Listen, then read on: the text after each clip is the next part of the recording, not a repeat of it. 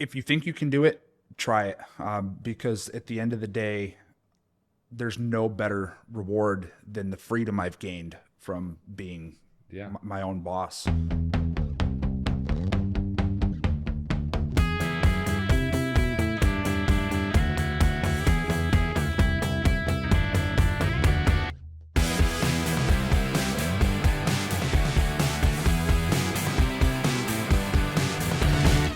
Hey everybody, welcome back to another episode of Behind the Brand, a podcast where we take a look behind the brands that we love.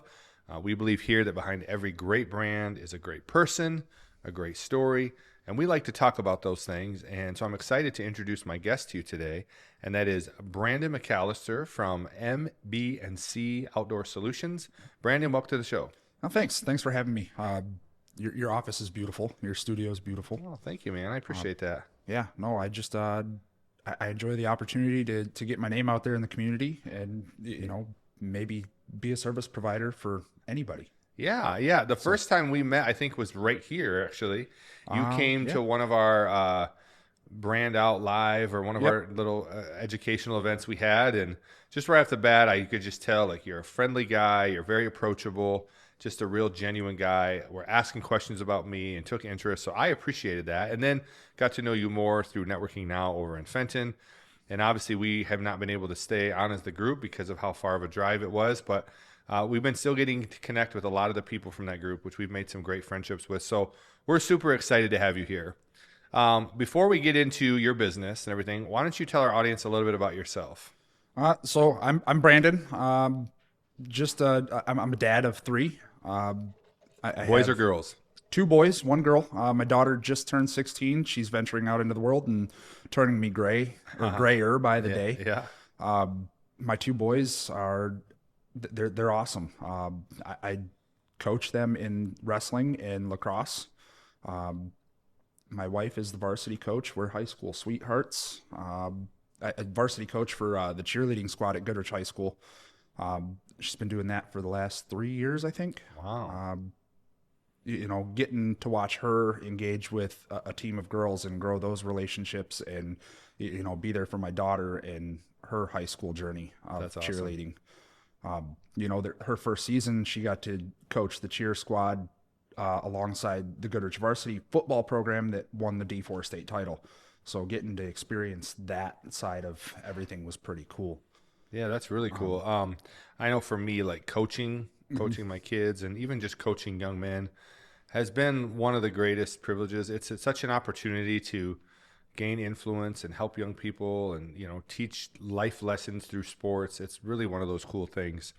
So your business is MB&C Outdoor Solutions. What does the MB&C stand for? So that whole journey to entrepreneurship when you're trying to figure out who I want to be. 100%. I didn't know, and you see all these trucks go by and it's so-and-so lawn care or this outdoors and whatnot. And it just doesn't feel personal. So that MB&C actually stands for Megan, Brandon, and Children, because they are my reason why. Yeah, that's awesome. So I thought that might be it. yeah, I mean, my wife, obviously I have a duty as a husband to provide for her and my children. And eventually I would like to bring them all into the business, to continue to grow it as a family. Well, my oldest son is here, and all my other kids have helped in certain different ways, and maybe someday more will come along. But it is cool, and I know for me when I started AZEE, like I had 100 different names I was working with, and I ultimately ended up on AZEE because it's like, all right, growing your brand from A to Z, like we'll just make up a word and then you second guess it and wonder, but it's it's your name. You have to build a brand around it. Yep. So I know you guys do a lot of things with lawn care, landscaping. What is the main thing your business is known for? So we're primarily a lawn care provider, and that's where we actually started our roots. It started because I wanted a boat, and my wife said, "You can't use our budget to buy a boat, so you got to figure out how to make extra money." So I worked at 7-Up driving truck, delivering pop store to store, semi-locally. Bay County is where my route was. But I got out of work early every day. And I had all this time between finishing my 9-to-5 job, essentially, in the end of the day, when I had to become dad again and take care of children, and I was like, I can use a couple hours a day to mow some grass and make a couple bucks. Yeah. And it just kind of exploded in way faster than I was ready for. Awesome. But I had to take that leap of faith into full-on entrepreneurship. Today's episode is brought to you by AZEE Branding Agency, where we help grow your brand from A to Z. If your business is great but nobody knows it, you don't have a marketing problem, you've got a branding problem. At AZEE, we help you stand out with bold branding by creating websites, social media, video, and photography that actually gets noticed. Because attention is the #1 currency in business, and your brand deserves more of it. Learn more at azeebranding.com, and let's get your brand the attention it deserves. So what are all the services that you do provide? So we provide lawn, landscape, snow. That's kind of the go-to punch words. Have it right on the side of my truck.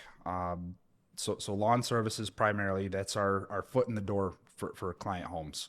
We're there every week. I can see a problem or maybe say, hey, I think we should do this to help beautify your property. Yeah. We do offer landscaping services from something as simple as weeding flower beds to full-on hardscape design to get that back area enjoyable for your family. Yeah. And then wintertime, snow. Yeah. We live in Last Michigan. couple of years, we haven't got a lot of that, have we? Yeah, no. Actually, it's been more the last 2 years than I think the last 6 combined. Oh, that's good. So that's good. Yeah. It is. Me and my boys last year, we were trying to raise money for our building project at our church. So we had a snow day. We decided to just go around with our snow shovels and a snow blower, and that was a lot of fun. We had a good time doing that, but I'd rather have a professional do it. So what is, and obviously we're going into the summer, weather's changing. Of course, Michigan, one day it's 70, the next day it's 40. Yeah. What's keeping you the most busy right now? Spring growth in the grass, which that's typically a 30-week season in Michigan. So first, second week of April, right around Halloween, it dwindles down. But that's the bread and butter of the business. Yeah. What do you think you have the highest demand for right now? Definitely grass. The phones, the phone rings, I would say 60-40 for people looking for grass service versus other landscaping service. So are you looking for the client that's like, they want you to kind of be their lawn care provider? Is it residential or commercial or both? So we do both. I'd say we're a good 50-50 split right now between commercial and residential. And what does your ideal customer look like? Obviously, you'll cut the grass for anyone, but like, Right. who is the customer you're looking for? Really anybody. You just said it. Yeah. There isn't anybody that we aren't willing to help. Everybody's got a situation. Sure. At the end of the day, mowing grass, the 10-year-old kid down the street can do it for you. But it takes time, and we're actually selling time back to you. I love that. So let's say we service primarily like the Goodrich, Davison area is kind of where we started in those original customers. A lot of those lawns are multi-acre. For a homeowner to go out and do that week after week, it takes time, a lot of time. One of my original clients, we started his property. He had 4.5 to 5 acres of grass, and he said he would mow about 5 hours a week. Wow. Now, what can you do with that 5 hours of your time, Tony? Yeah, 100%. Well, I just talked to you before the show about my little lawn. It's like, it's tiny. It's not the mowing of the grass that I need help with, because literally we can mow our whole grass in like 12 minutes. Right. But the landscaping, it's something that I don't make time for. It's not something I particularly enjoy or that I'm good at. And so already it's, middle of May and my weeds are growing over and it just looks awful. And I keep saying, I need to take a Saturday and do that. But now I'm running for Mr. Owasso. So every Saturday is booked for the next 3 or 4 weeks, and it's only going to get worse. So I'm like, let's just hire a professional, because it is buying that time back. And so we might do something together. We'll talk about some videos and stuff. But yeah, I think, in those cases, people look at it as, maybe a luxury to have someone do your grass. I remember when I was in New York, I was running a hotel, and I had a pretty good sized lawn. And as the general manager of a hotel, I could kind of make my own schedule. So one morning I decided to get up before I went to work, mow my grass. my boss calls me. He's like, "Hey, where are you at?" I'm like, "Oh, I'm mowing my grass." He's like, "You need to be here. I need you here. Like, I don't pay you to mow your grass." I'm like, "What are you talking about?" He goes, "Come here. I'm going to send someone down to mow your grass for you." I'm like, "I don't need to pay someone to mow my grass." I grew up Michigan, blue collar, like a man mows his own grass, right? Like, he's like, "No, I'm going to pay for it. I need your time is more valuable to me here than you spending time on it." So he paid a company to come. And once I got used to that, like somebody just taking care of it every week, number one, it looked better. It was more consistent and it was nice. And it did free up that time that, and I think some guys just enjoy being out and doing their lawn. Yep. But then there's guys like me who are busy, who it's maybe not their favorite thing. They want it to look right, but they don't really know where to start. So utilizing somebody who knows what they're doing and can take that off your plate, I think is a great thing. For people who don't know about your brand yet, and obviously I think there's probably a lot of people watching the show today who don't know about you. Why should they care about MB&C? So we are service-based. I've always wanted to help people. Way back when, I wanted to go into the medical field. I did dabble in that for a while. I was an EMT in the city of Flint, and it kind of changed my perspective on some things in the world. Oh, I'm sure. But I still had that drive to help people. Over the years, I just kind of didn't know what I wanted to do, and I fell into this, and it's become, I have clients that they're older in age, maybe even elderly, that they don't have anybody else. So while we're there, we take 5-10 minutes and just talk to them and brighten their day. And, one, she comes out every week and she brings us a bottle of water and maybe a little candy bar, a Tootsie Roll, something just to say thank you. And the yard looks beautiful, and it's so nice to see you guys. And, we've had her on service for 6 years, and that's awesome. Other clients have become friends, and it's so nice to be able to help people and beautify the world. It's a great answer, man. I love that.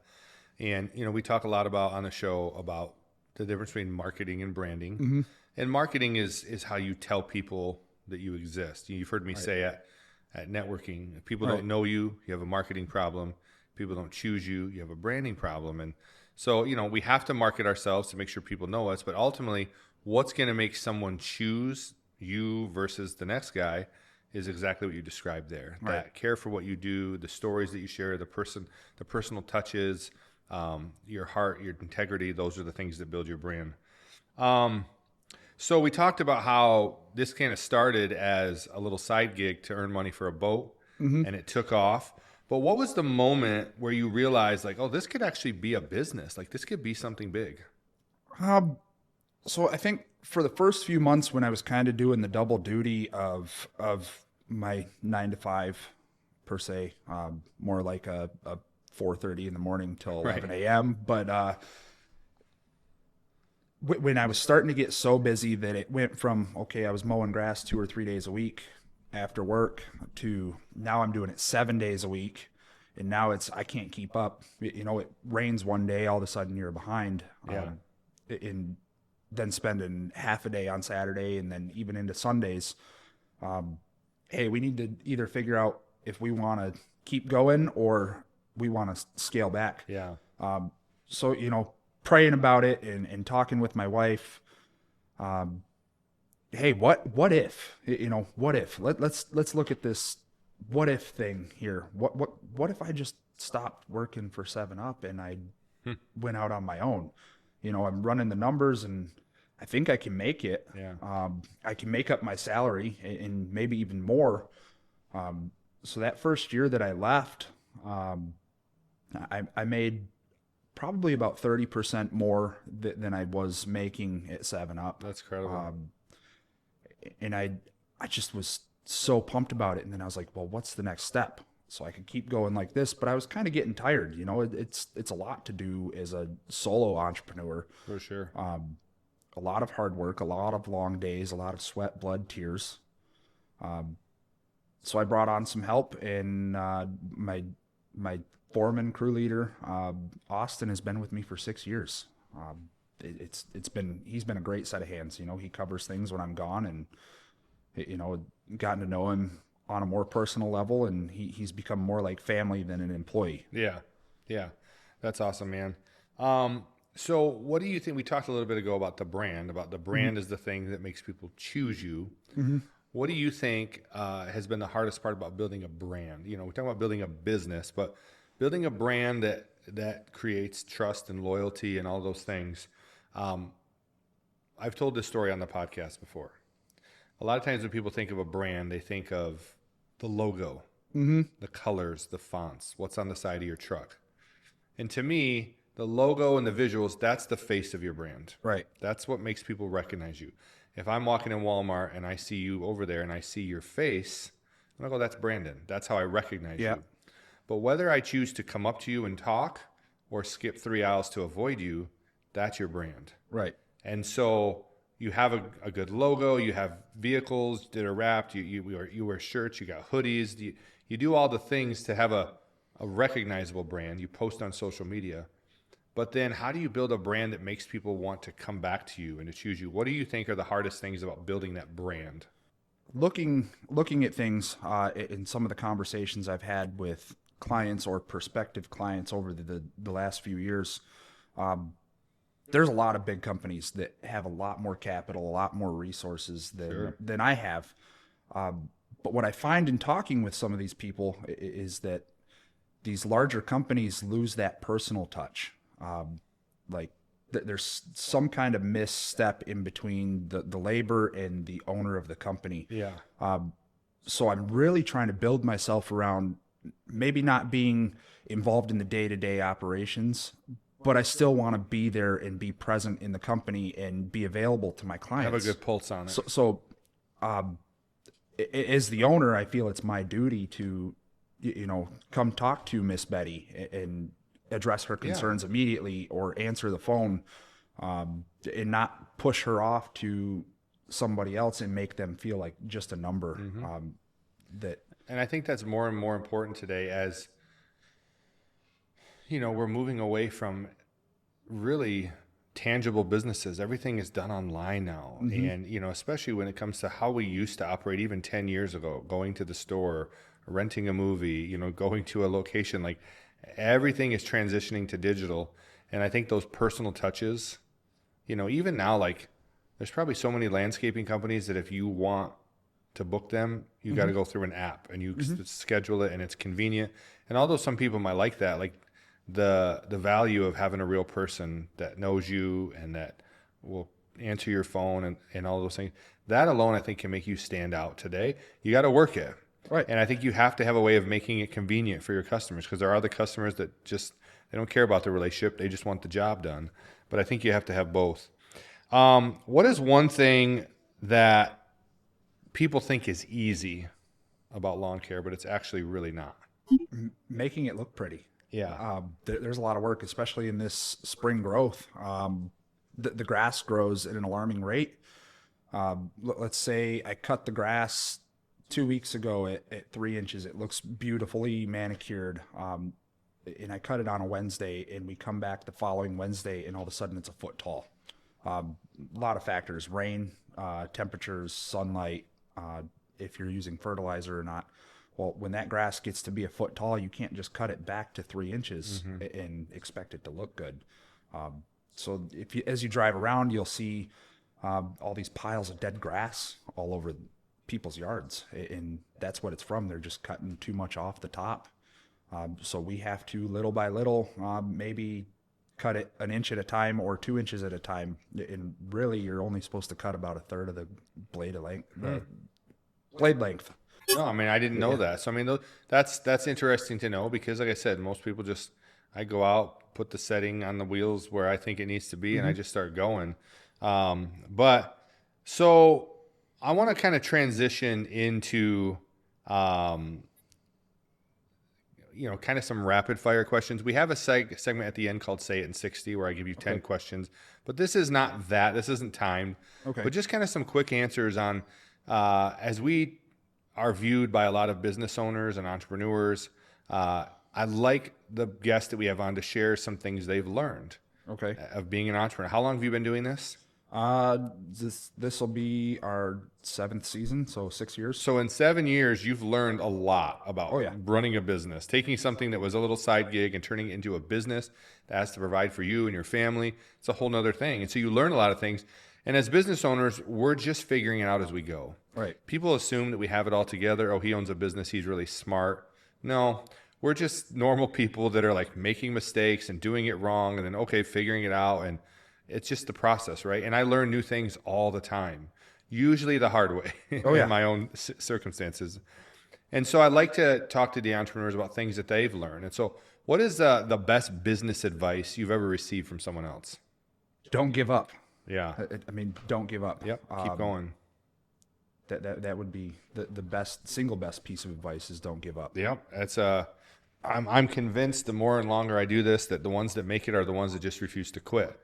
Because sometimes it feels like I don't want to do this anymore, but keep going, believe in the vision, and you have to live with a vision. What's a business mistake that either you've made or you see other business owners making, or maybe a mistake that you learn the hard way that might help someone else from making that mistake? Not knowing my numbers. When I started off early, I was looking at the broad picture and not sales, the specific, not the profit. Yeah. Same. Yeah. I think that's where a lot of business owners go wrong. One of my first hires was, my first hire was someone that could help me with the books. And my books were so bad, there really wasn't books. It was like handwritten Excel and some Excel spreadsheets. And like, I was embarrassed. It took me like a couple months after hiring her to even let her see my books fully, like let her see the bank account, because I had overdrafts. I had just done all the things wrong. And so I think get a hold of your numbers first. Like if I had learned that earlier, that would have really, really helped. What's one thing you think businesses should do better on social media? More active engagement, and I am guilty of that. I tend to post a lot of after pictures, but forget to post a before picture because I'm just so excited to get in there and just tear this place apart. Yeah. And I mean, it's cool to see the job sites when we do a big project go from this hideous canvas to something beautiful at the end, but the in between is kind of important too for everybody to see. Yeah. Because I think from a homeowner perspective, if you see somebody come in and they're tearing your house apart and it looks horrible and you can't see the end result, I think it's important to know that it's going to be okay. Yeah, absolutely. Absolutely. What's something you would do different if you started all over today? Oh, something I don't know that I would necessarily do anything major different, but I think I would try to stay smaller. I haven't gotten so big yet, but there's been a couple times where it's like, man, how am I going to make payroll this week? Because the payroll's outrageous. But again, that goes back to that not knowing my true numbers. Yeah, I mean that I would say, like if someone were to ask me that question, it's the same thing I would say. I tried to expand too quickly, and when we had 20 employees at one time, and when you have 20 people that need a paycheck every week, that's stressful. Oh yeah. And we're waiting on people to pay us. We probably both operate on some sort of a net system where people pay 30 days later or 15 days later, and you have your late payers and your forget to payers. And so let me ask you this: what's next for MB&C? I think slow growth. I think scaling is the right answer, but at what level I don't know. So we operate about 1.5 lawn care crews right now, in a full-time landscaping crew throughout the summer. I would like to see us go to 2 to 3. I would say 12 employees or less is where I'd like to see us go. Okay, perfect. And now you know your numbers, so you'll know when to do that. Well, before we go into Say It in 60, I want to give you the opportunity to plug yourself and MB&C. So I'm going to have you look into this camera right here, and I want you to tell people how they can find you, connect with you, have you stop by, whether you offer consultations or estimates. Like, what are the things you want people to know, and how do they connect with you? Okay. So MB&C Outdoor Solutions, we are based in Atlas, Michigan. I don't really have a business front for anybody to come to, but we do have a web address, www.mbandc ANDCOutdoor.com. Facebook.com/MB&C Outdoor. That's the way to find us. Reach out either social media or we have a form on the website. You can give us a little bit about you, and we can come up with an estimate plan for you, whether that be for lawn care, hardscaping, some small scale landscaping, or better yet, snow removal. It's never too early to start thinking about snow. Yeah. Unfortunately, that's true in Michigan. I don't want to think about snow right now, though. But listen, it's possible we could get snow this week. I mean, that's just the state we live in. That was a great plug, man. Good job. I would ask one other question: is what would you say to someone who was considering starting a business right now? Like they came to you, like I'm starting a business. What would your advice be to them? If you think you can do it, try it. Because at the end of the day, there's no better reward than the freedom I've gained from being my own boss. And that's why I do it. The opportunities to be able to coach my kids or spend more time with my family at times of the year. This time of the year is rough, but yeah, of course. But the freedom to choose my own schedule throughout the summer, to be able to go to these networking events and meet people like Tony and the crew from AZEE. Yeah. And through that, I've met some wonderful friends. Yeah. Yeah. That's awesome, man. That's awesome. That's great advice. And, I think that we said this in the last episode, like to be a business owner, you have to have an unusual amount of optimism. Mm-hmm. So, I think first of all, you have to solve a problem in the marketplace, right? Yep. And so what you want to do, does it solve a problem? Is it going to help somebody? Because if it doesn't help anyone, you don't have customers. Secondly, you have to be willing to be broke for an inordinate amount of time, or an undetermined amount of time. You just don't know. Oh, yeah. And then you got to realize, like, if I don't work, I don't get paid. Like, there's no paycheck coming on Friday if I don't go work for it. And then you just have to have tenacity, like to just go do it and put yourself out there and be willing to stick with it. So that's great advice. Well, Brandon, thanks for being on the show. We're going to end today's episode with a segment that's called Say It in 60. I don't know if you've seen this or not yet, but we're going to give you 10 rapid fire questions. Okay. Our last guest just shattered the record. All right. With 33 seconds remaining. Oh, that's so she did it in 27 seconds. So that's going to be tough to beat, but it's just bragging rights, Oh, yeah. But we just want to get the last bits of wisdom from Brandon McAllister. So, alrighty. Micah, do we have a timer? Brandon, are you ready? I'm ready. All right. The timer starts now. Favorite hobby? Hunting. Favorite place you've ever been? Florida. Favorite food? Steak. A must-read book? The Bible. Favorite podcast? 2 Bears, 1 Cave. A daily habit everyone should practice? Read the Bible. A TV series worth binge watching? The Walking Dead. In your opinion, what will help your brand grow more? High-quality photography or high-quality video? Video. A great website or great social media? Social media. Last question, what does success mean to you? Oh, Tony, that's a stumper. I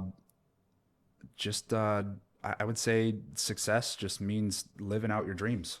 Awesome. And how much time? 21 seconds remaining.